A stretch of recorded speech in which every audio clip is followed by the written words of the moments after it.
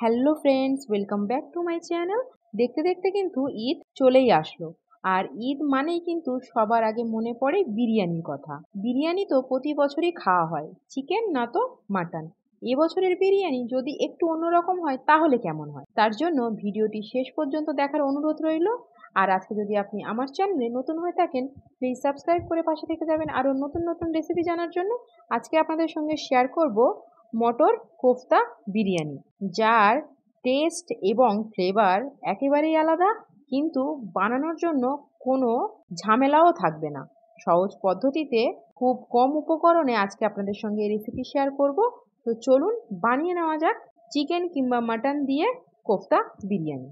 প্রথমেই নিয়ে নিয়েছি আমি চিকেন কিমা। এবার স্বাদ মতো লবণ দিয়ে দেব কাশ্মীরি লঙ্কার গুঁড়ো আর ঝাল লঙ্কার গুঁড়ো। দিয়ে দিলাম জায়ফল জয়িত্রী গুঁড়ো, গরম মশলার গুঁড়ো, পরিমাণ মতো আদা রসুন বাটাও দেব। যেহেতু অনেকটা চিকেন, সেই পরিমাণ বুঝেই কিন্তু মশলাটা অ্যাড করতে হবে। ভালো করে এবার হাত দিয়ে মেখে নিতে হবে। আর দিয়ে দেব ছোলার ছাতু। এখানে আমি বড় টিস্পুনের 2 টিস্পুন মতো ছোলার ছাতু দিয়ে ভালো করে চিকেনটাকে মেখে নেব, যে সব মশলা এবং ছোলার ছাতুটা সুন্দরভাবে সব মাংসের গায়ে লেগে যায়। দেখুন আমি যেরকমভাবে মাখছি, মেখে নিয়ে কোফতা মানেই তো একদম গোল গোল করতে হবে। একদম আপনাদের পছন্দ মতো গোল গোল করে নিতে হবে, একদম বলের আকারে। এরকমভাবে আমি সব কোফতাগুলোই গোল গোল করে নিয়েছি। এইবার কড়াইতে পরিমাণ মতো তেল নিয়ে নেব। তেলটা মিডিয়াম টু লো হিটে হালকা গরম হয়ে আসলেই কোফতাগুলো দিয়ে দেব। এটা ভাজতে কিন্তু একদম টাইম লাগে না। আর দেখলেন তো কোফতাতে বেশি মশলাও কিন্তু লাগেনি। অবশ্যই আপনারা গরম মশলা আর জায়ফল জয়িত্রী গুঁড়োটা ব্যবহার করবেন। মিডিয়াম টু লো হিটেই কোফতাগুলো এদিক ওদিক লাল লাল করে ভেজে তেল ঝারিয়ে তুলে নেব। এরকমভাবে আমি দুটো ব্যাচে চিকেন কোফতাগুলো ভেজে তুলে নিয়েছিলাম। এবার ওই তেলের মধ্যে দিয়ে দেব বেশ কিছুটা পেঁয়াজ কুচি। পেঁয়াজের পরিমাণ দেখেই বুঝতে পারছেন পেঁয়াজটা একটু বেশিই লাগবে এখানে। পেঁয়াজটা ভালো করে কুচি করে নিয়ে বেরেস্তা করে নিতে হবে। আপনারা সকলেই জানেন বেরেস্তা কীভাবে বানাতে হয়। আমি বেরেস্তাটা একদম ব্রাউন করে ভেজে নেব। যখনই বেরেস্তাটা ভাজা হয়ে আসবে, বেরেস্তাটা আমি প্রায় 2 ভাগ বেরেস্তা তুলে নেব। আর 1 ভাগ বেরেস্তা কড়াইয়ের মধ্যেই রেখে দেব। যে বেরেস্তাটা তুলে রাখছি সেটা কিন্তু আমাদের পরে কাজে লাগবে। সেই জন্য বেরেস্তাটা আমি একেবারেই ভেজে নিলাম আর 1 ভাগ বেরেস্তা কড়াইয়ের মধ্যেই রেখে দিলাম। এবার দিয়ে দেব আদা রসুন বাটা। আদা রসুন বাটা দিয়ে পেঁয়াজের সাথে আদা রসুনটা একদম লো ফ্লেমে ভেজে নেব। আদা রসুনটা যেন তলায় না ধরে যায়, সেই বুঝেই কিন্তু আদা রসুনটা পেঁয়াজের সাথে ব্রাউন হওয়া পর্যন্ত ভেজে নিতে হবে। তারপরে গ্যাসের লো ফ্লেম করেই টক দই ফাটিয়ে রেখেছিলাম সেটা দিয়ে দিলাম।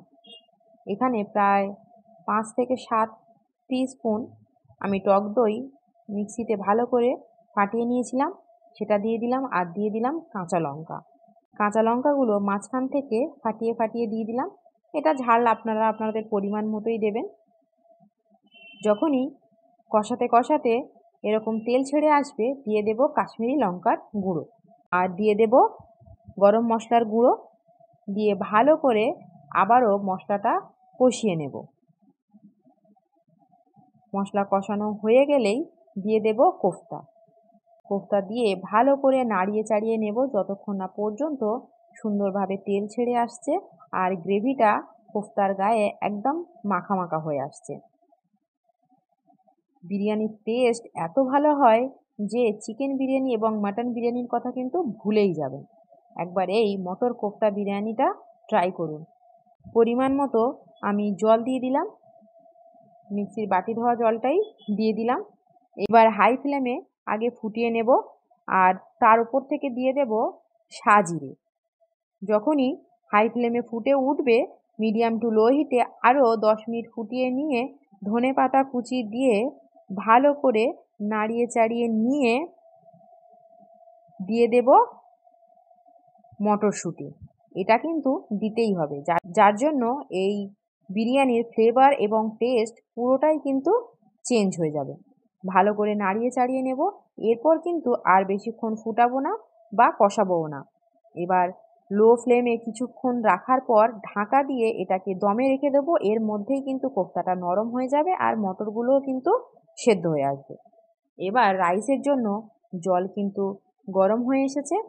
দিয়ে দিলাম কয়েকটা গোটা গরম মশলা, তেজপাতা, দারচিনি, লবঙ্গ, এলাচ। আর বাসমতি রাইস আমি 2 ঘন্টা আগে ধুয়ে ভিজিয়ে রেখেছিলাম, আমি সেই চালটাও দিয়ে দিলাম। এবার বিরিয়ানির রাইস যেমন কুক করে প্রায় 80% রাইসটাকে কুক করতে হবে। রাইসটা ফুটে উঠলেই লবণ দিয়ে একবার নাড়িয়ে চাড়িয়ে নেব। তারপরে একটু দেখে নেব। আর 5টা মিনিট মতো যদি রাইসটা ফুটানো যায় তাহলে কিন্তু রাইস একদম কমপ্লিট হয়ে যাবে।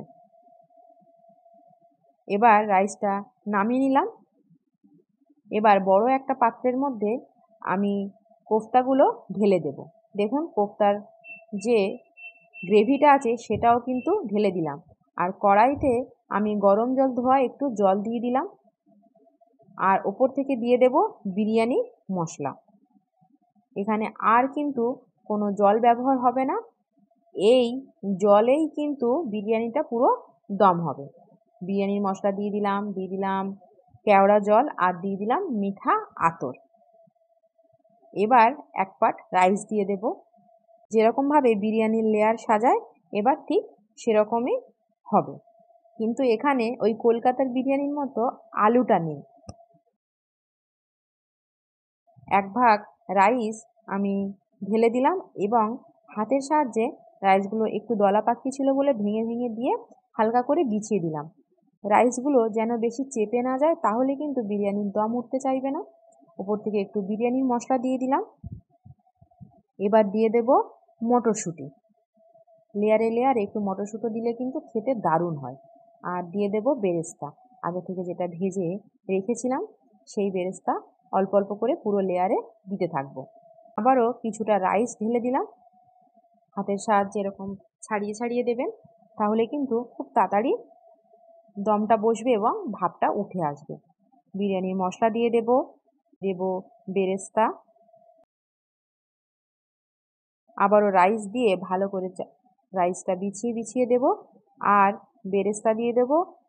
বানানো ভীষণ সহজ আর বেশি টাইমও লাগে না, কারণ এখানে চিকেন ভাজা বা মাটন কষানো কিংবা আলু বানানোর কোনো ঝামেলাও নেই, কিন্তু খেতে হয় অসাধারণ। ওপর থেকে আবারও দিয়ে দিলাম বেরেস্তা আর মটরশুঁটি। আর দিয়ে দেব কেশর মিল্ক, যেটা আমি আগে থেকেই রেডি করে রেখেছিলাম। ওপর থেকে দিয়ে দেব বিরিয়ানি মশলা আর দিয়ে দেব পরিমাণ মতো রাইস ব্র্যান্ড অয়েল। চাইলে কিন্তু আপনারা ওপর থেকে ঘিও দিতে পারেন, কিন্তু যেহেতু আমি রাইস ব্র্যান্ড অয়েলটাই বেশি প্রেফার করি সেই জন্য দিলাম। এবার হাই ফ্লেমে 10 থেকে 15 মিনিটের জন্য দম দিতে বসিয়ে দিলাম। আর অবশ্যই কিন্তু দমে দেওয়ার আগে এরকম একটা কাপড় দেবেন, তাহলে কিন্তু ভাবের জলটা বিরিয়ানির ওপর পড়বে না। 15 মিনিট পর দম কিন্তু একদম উঠে গেছে। দেখুন, হয়তো আপনাদের ক্যামেরার মাধ্যমে ঠিকঠাক বোঝাতে পারছি না, একদম সুন্দর দম উঠে গেছিল। এবার জাস্ট সার্ভ করব। কতটা বিরিয়ানি ঝুরঝুরে হয়েছে আর কতটা লোভনীয় লাগছে দেখুন। বিরিয়ানি সার্ভ করলেই রেডি হয়ে যাবে মটর কোফতা বিরিয়ানি ঈদ স্পেশাল, যেটা এই বছর ঈদে আপনারা ট্রাই করতে পারেন। আর অবশ্যই কিন্তু কমেন্টের মাধ্যমে জানাতে ভুলবেন না কেমন হয়েছিল। আজকে যদি ভিডিওটি শেষ পর্যন্ত আপনার ভালো লেগে থাকে, প্লিজ ছেড়ে যাওয়ার আগে একটা লাইক এবং শেয়ার করতে ভুলে যাবেন না। সবাই ভালো থাকবেন, সুস্থ থাকবেন। দেখা হচ্ছে আর একটা নতুন ভিডিওর সাথে। তবে আসি, টাটা।